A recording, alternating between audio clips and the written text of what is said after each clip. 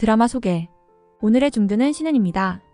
2023년 위티비 동명소설이 원작인 40부작 선엽 고장 로맨스 드라마입니다.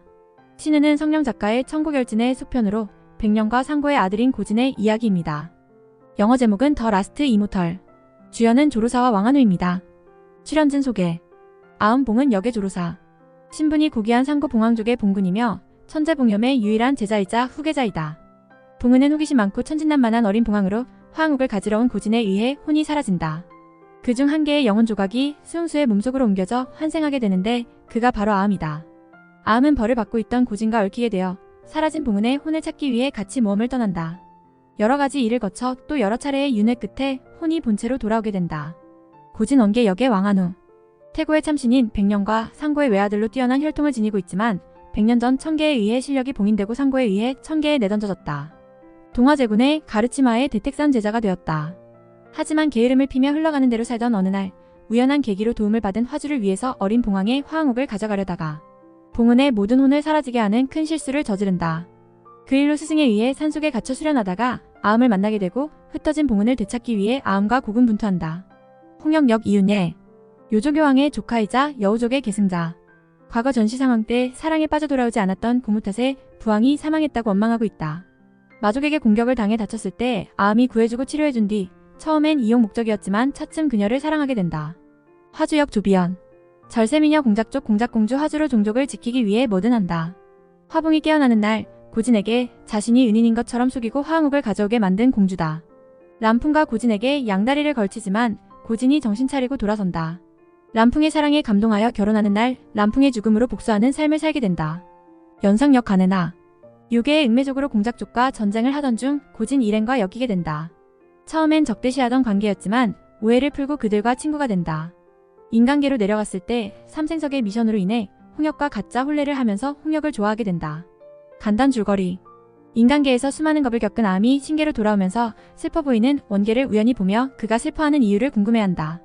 소율군은 과거 원계가 사랑했던 여인이 무언가 잘못해서 유계와 선계의 전쟁이 일어났고 그래서 본인이 직접 그 여인을 죽였으며 이후 혹시나 그 여인의 원신을 찾을 수 있을까 해서 매일 슬픈 눈으로 거리를 헤맨다고 말해준다. 그로부터 1000년 전 선계의 천재의 뒤를 이을 두 번째 화봉이 태어나고 사람들은 몇만 년 만에 온 경사라며 모두가 화봉의 탄생을 기뻐하기 위해 모인다. 진신의 아들이자 원계인 고진이 신계에서 나와 동화제군의 제자로 사는 중인데 고진 역시 선계 사람들과 함께 화봉의 탄생을 축하하는 연회에 참가한다. 그는 자신과 자신의 부모를 욕하는 친구를 보고 분노를 참지 못해 싸움을 하게 되고 실력을 열심히 연마하지 않았던 고진은 결국 수세에 몰리게 되는데 이때 화봉에서 잠시 나온 봉은이 그를 몰래 도와준다.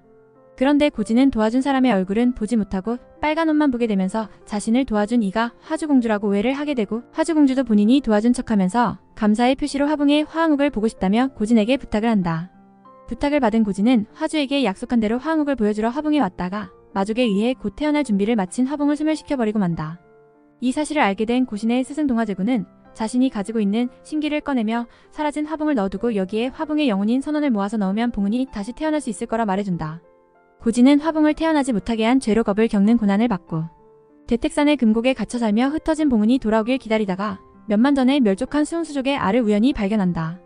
그 알에 아음이라는 이름을 붙여 애지중지 키우는데 그렇게 아음은 신수의 시절을 지나 인간의 모습을 하게 된다.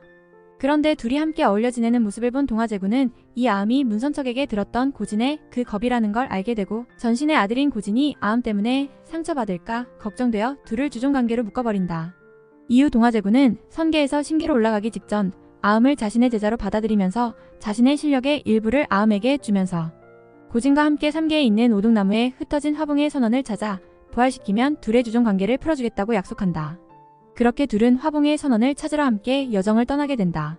두 사람은 여정 중에 만나게 된 여우족 왕의 조카 홍역, 매족의 공주 연상 등 어린 소녀들과 함께 세상의 평화를 지키고 창생의 대의를 짊어지며 성장하면서 사랑과 우정을 얻게 된다. 아음과 고진의 감정도 점차 서로를 오해하는 것에서 서로를 이해하는 것으로 우정에서 사랑으로 변화하게 된다. 과연 그들은 흩어진 선원을 모아 봉은을 열반으로 돌려보낼 수 있으며 또 3계의 평화를 지키고 창생의 대의를 감당하며 인종과 신분의 차이를 뛰어넘는 영원한 사랑을 이룰 수 있을까요? 뒷지의 감상평. 신은은 진정령의 감독과 천고결진의 작가의 만남에 조로사의 신작이라 보게 된 드라마입니다. CG가 많이 들어간 선현물의 조로사는 어떤 모습일까 궁금했거든요. 그런데 보면 볼수록 상대배 역으로 나오는 왕한우의 눈길이 더 가게 되더군요. 왠지 보호해주고 싶은 아련한 눈빛 때문에 그런 걸까요? 둘이 장난치는 모습이나 시상식에서 보여준 끼부리기 눈빛은 정말이지 할 말을 잃을 정도로 치명적이더라고요.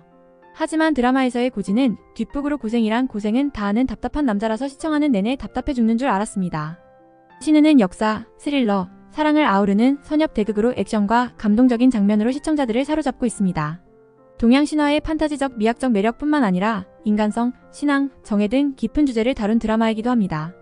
배우들의 활약도 대단했고 조로사와 왕한우의 케미가 좋아서 좋은 작품이 탄생한 듯 합니다.